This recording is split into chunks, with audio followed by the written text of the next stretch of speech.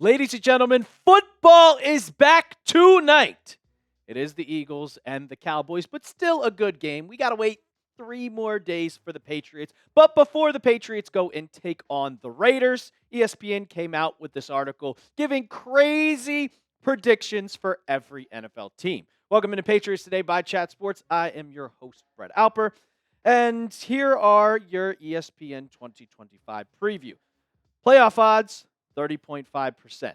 AFC East odds, 13.1%. Projected wins at 8, which I think is good. Straight to schedule, third easiest, and a 2024 record, obviously, of 14-3. It's crazy. The predictions, some of they've made, the last one is going to be wild. So let's get right into it and break this all down.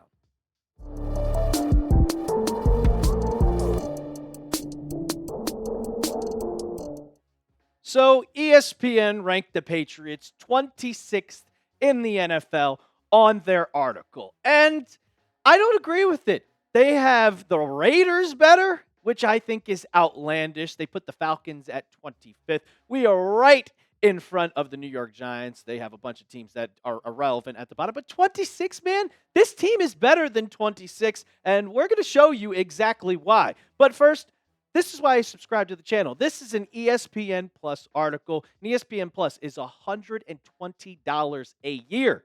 Patriots Today, absolutely goose egg. Free!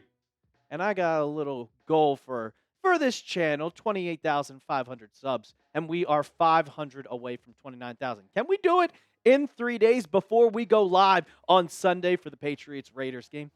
Maybe. I will challenge you guys, so hit that sub button if you love all of the coverage. The first thing they get into was the biggest strength of the Patriots, and this was kind of a surprise to me because they listed TreVeyon Henderson as the Patriots' biggest strength of the roster. And I will say, I think he's going to be great. I think he might catch 50 passes this year and rush for like 900 yards. But as your biggest strength as a rookie?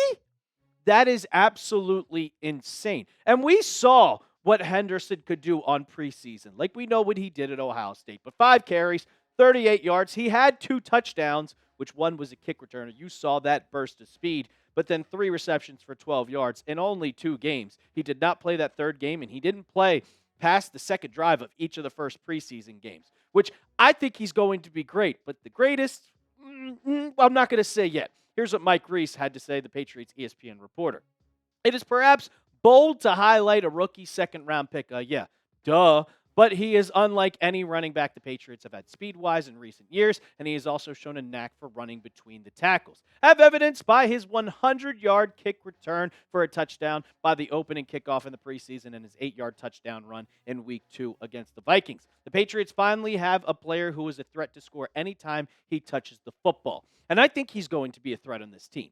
But I think the biggest strength on this Patriots roster has to be with the front 5. I mean, you gave Milton Williams a massive amounts of money. He became the highest Patriots player. You bring in Harold Landry that had 9 sacks. You have K'Lavon Chaisson, who looks incredible throughout the preseason and throughout camp, and that's why he passed Keon White to be that starter. And then you have Khyiris Tonga as your nose tackle just to get a little bit more depth. But I didn't mention one guy, and that's Christian Barmore. Have we forgotten how good Christian Barmore has been in 2023? Did we all forget that? He was looking like one of the best defensive tackles. So you have Milton Williams, you have Christian Barmore, and then on the outside at good edge rushers. You're telling me that's not the biggest strength of the Patriots? That is by far, in my opinion. I will say TreVeyon Henderson might be second, but I would even at this point put Stephon Diggs because we have truly not seen what Henderson has done throughout the regular season. I'll ask you guys, though. Is TreVeyon Henderson the Pats' biggest strength of this roster? I'm going to put a no, and I'm going to go with the front 5. Let me know in the comments section. Go right now. Give me your Y for yes or an N for no. The biggest concern for the Patriots from ESPN, and they didn't list anything in particular. They just listed depth.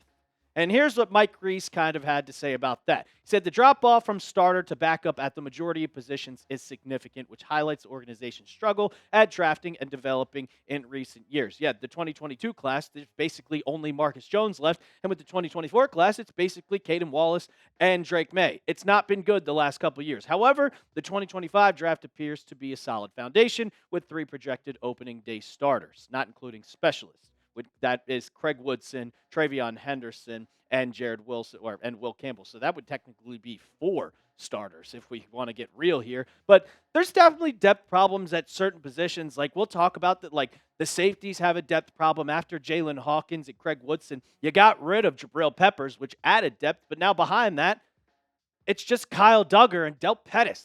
Like it's not. But I think the weakness of the Patriots that is bigger than just their depth has to be the offensive line.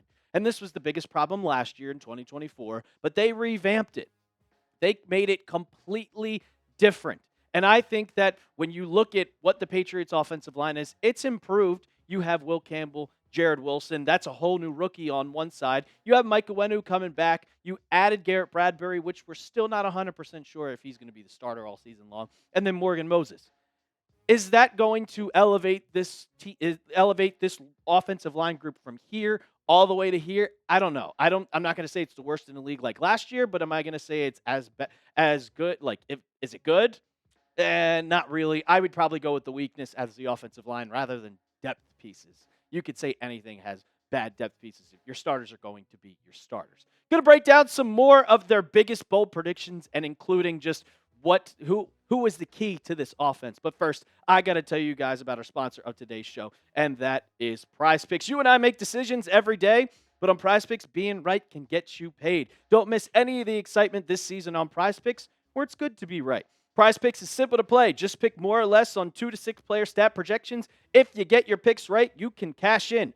PrizePicks is the best way to win cash this football season. Which players are going off? Which ones aren't? Make your picks in less than 60 seconds and turn your takes into cash all season long on PrizePicks. And I made this lineup. And we have football tonight, so get in before it's too late. Dak Prescott, just more than half a passing yard. And then the season-long player projections for Drake May, 19.5 passing touchdowns. The more on that, and the more on Stephon Diggs, 735.5 receiving yards. Make a lineup just like that one when you download the PrizePicks app today and use code CLNS to get $50 in lineups after you play your first $5 lineup. That's code CLNS to get $50 in lineups after you play your first $5 lineup. PrizePicks. It's good to be right. All right, so let's talk about just what the Patriots' success relies on. And I said this in videos before. It all depends on how good Drake May plays. And if he plays well, the Patriots are going to do well. If he doesn't, well, the Patriots are going to struggle. Here's what ESPN had to say. He recorded 2,276 passing yards, 15 touchdowns, and 409 rushing yards in 13 games, 12 starts as a rookie. May recorded those numbers without a 700-yard wide receiver. And tight end Hunter Henry was the team leader with 674 passing yards. But insert your new 1,000-yard wide receiver, Mr. Stephon Diggs. And there was questions throughout the offseason is he going to be healthy coming back from that ACL tear that he suffered in October of last season? Well, he came back and he has been healthy. He has practiced throughout training camp, throughout preseason, but he didn't play in preseason games, but he practiced. And then yesterday, Mike Reese asked him, are you expected to be on a pitch count? And Stephon Diggs said, hell no. Well, I don't know. I don't make the rules, but we'll see how it goes. I really hope not. And I don't expect him to. And there's one reason why I don't expect him to. Because Patriots released their first injury report. Unfortunately, Christian Gonzalez did not practice, so I assume he's not going to play. But you do not see Stephon Diggs on that list. So that means that he's fully healthy. If he was on the injury report, maybe it would be a full practice like you saw with Efton Chisholm, and they'd put knee on there. But he is fully healthy. I don't expect him to be on a pitch count. It's a full go because he has no limitations in practice. So that is exciting to see, and I see the Patriots having a 1,000-yard wide receiver because all he needs to do is just average 62 yards, and I know Stephon Diggs can do that. Here's the biggest bold prediction, and I completely disagree. I think this is 100% BS. But ESPN thinks that Milton Williams will be a non-factor, basically, and have fewer than 5 sacks on the year, which is crazy. Here's what Seth Walder had to say. And Seth Walder, throughout the entire offseason, has just been talking down on the Pats. Milton Williams will finish outside the top 10 in pass rush win rate and have fewer than 5 sacks. At $26 million per year, the Patriots are expecting him to hit one of those marks, but I have some questions about how well Williams will fare when he has to play more and without the Eagles' defensive front around him. Yeah, I like the Eagles' defensive front. That's why they won the Super Bowl. But I'll bring the front five back up. And I'll mention, again, Barmore, Landry, K'Lavon Chaisson. And the main one, I'm going to bring it back up again and keep talking about it.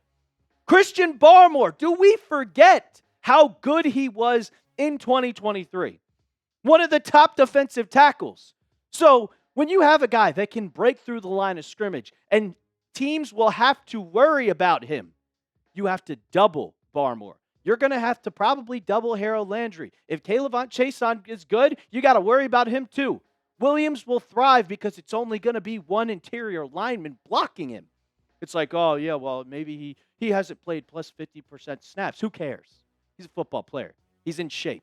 He's going to be able to do it. And that when you only have one guy on you, he's strong, he's fast enough, and he's good enough to beat that. So really, 5 sacks from Seth Walder, pass rush win rate is going to be bad. I don't agree with that in the slightest. Milton Williams is going to be a great player this season for the Patriots. I'll ask you guys because I think Seth Walder is a complete idiot for that take. Sack total, 4.5. More or less for Milton Williams? Let me know down in the comments section. And that was all from ESPN Plus. Every single one of them. And you got to pay ESPN Plus, $120 a year. But you can see all of that here on Patriots Today for $0. So make sure you hit that sub button. And as always, let's go Pats.